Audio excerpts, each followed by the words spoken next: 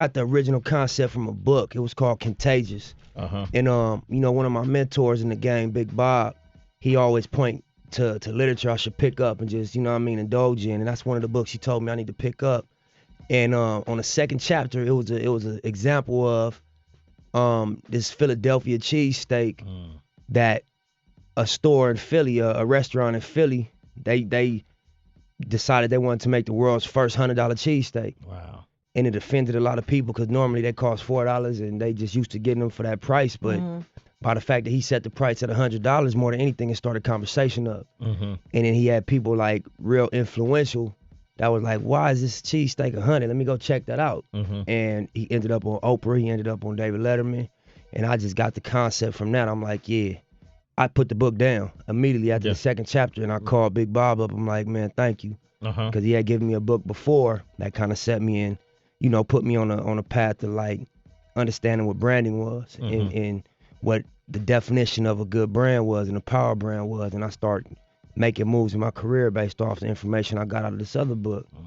And so when I got to the second chapter, I put it down and I just went to work and I hollered at my team and I ran it by them and everybody was like, let's do it. What can we lose really? We give it away free. We kind of monetized the music being hot off like merchandise and touring. So the music has become like a choice anyway. They don't have to buy it. It end up on iTunes, but we give it away free to begin with. And the whole impact is just to make people, you know, lifestyle to it, make them listen to it, make them play it to the point that they want to see the concert. So we ain't really had nothing to lose other than the raw cost of printing up the 1,000 units, which was like, you know what I'm saying, $1,100. So we just went on and tried it. And my intention was just to have people talk about it and to get people, you know what I mean, to start a conversation. But my fans, you know, they connected with the idea. Even like entrepreneurs, like, you know what I mean, Jay reached out and that was big. He was the first one to step out and buy a bulk of them. Jay-Z bought, what, 100 of them? Yeah, he bought 100 of them. And, you know, we was just humbled by that. You know, he's so influential and he got so much attention on his moves that by him doing it, it led other entrepreneurs to reach out. Like recently, Jeff Clanagan from Cold Black. I know Jeff Clanagan. Yeah, he called from me. The Bay. Yeah, exactly. Yeah. And you know, his background in like urban films and doing stuff with Master P and all that, he just a real advocate of like, you know what I'm saying, entrepreneurship. So he called me to the office and he spent $10,000 with us and bought 100 units. Wow. And you know, he represented a couple prominent people and he was like, he's encouraging them to do the same. And so, you know, again, my intention was to just get people to talk about the project and to listen to it because I want people to say, what make him think it's worth $100 and just listen to it. Damn, you know what? Well, I heard it before I paid for it. Yeah.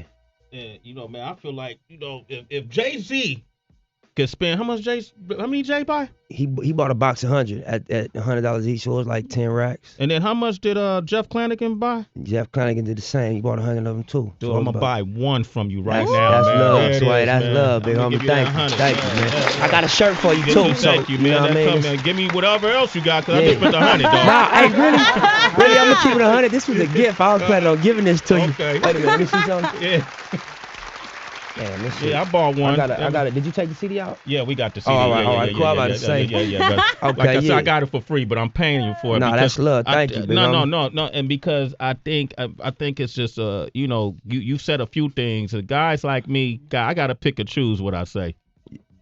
I gotta sometimes, you know, I gotta play it smarter than just blurting out what I feel emotionally sometimes because people don't always get it. Yeah. And that's not so important, but I've been teetering this fence for years, so it's worked for me. Absolutely. But one of the things I heard you say was, you know, it doesn't matter as much. Who are these people giving all these opinions and telling us what rules we need to follow to put out our music, or telling us if the shit is hot or not, or if it's good or not, and determining who you are as an artist?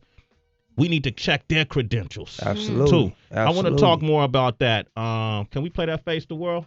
All right, I want to talk more about that up next. Nipsey Hussle is here. Yeah. CD. All right. Yeah.